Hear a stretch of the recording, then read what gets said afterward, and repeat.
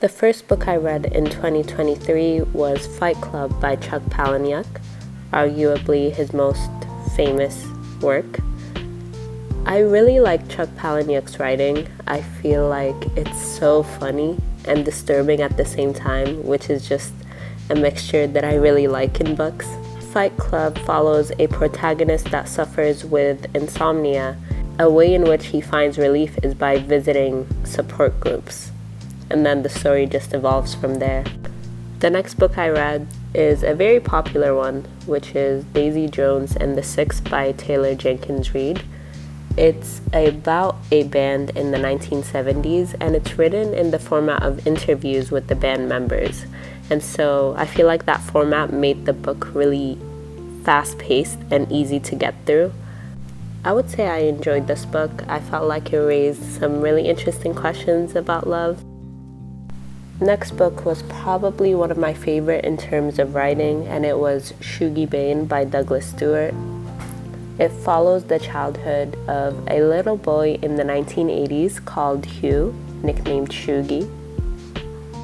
Honestly, it's a pretty sad story, but I really enjoyed the experience of reading it, and one of my favorite things was the dynamic between the siblings. I felt like it was very realistic. This is one of my favorite quotes from the book. I've mentioned it in a previous video, but I really like it, so I'll just mention it again. He felt something was wrong. Something inside him felt put together incorrectly. It was like they could all see it, but he was the only one who could not say what it was. It was just different, and so it was just wrong. Next was a play by Oscar Wilde, The Importance of Being Earnest. I really wanted to read more plays, and I still do. I really enjoyed it. I thought it was so funny. At the same time, it offered some really interesting social commentary. The story follows these main characters that create these fake identities in order to escape social obligations. The next book I read was actually nonfiction. It was The Anthropocene Reviewed by John Green.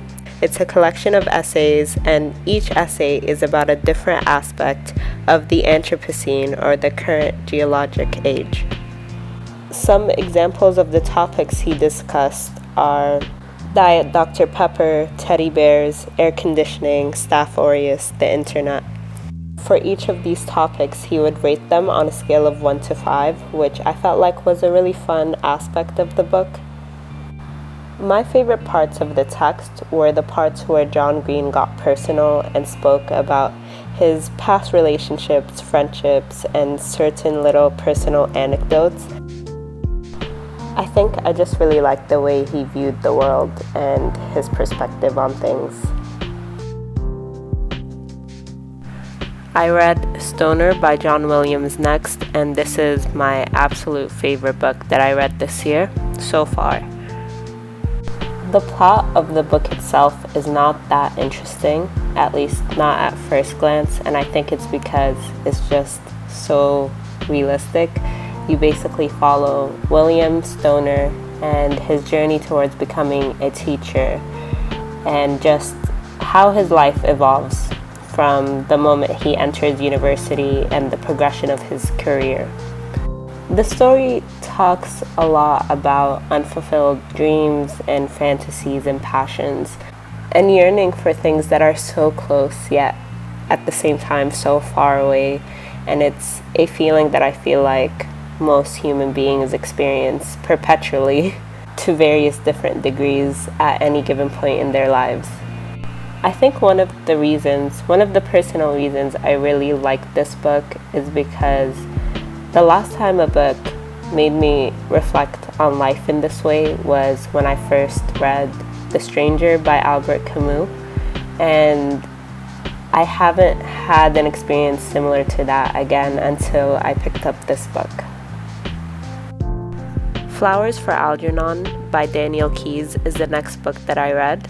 It's a science fiction novel that was actually adapted into a longer story after the success of the short story, and I feel like it really does work as like a full-length book. Essentially, the book follows Charlie Gordon, who is an individual with a very low IQ, and he becomes the first human subject for a surgery that increases your intelligence. The book is written in the form of entries by Charlie. As you get further along in the book, you can see Charlie getting smarter.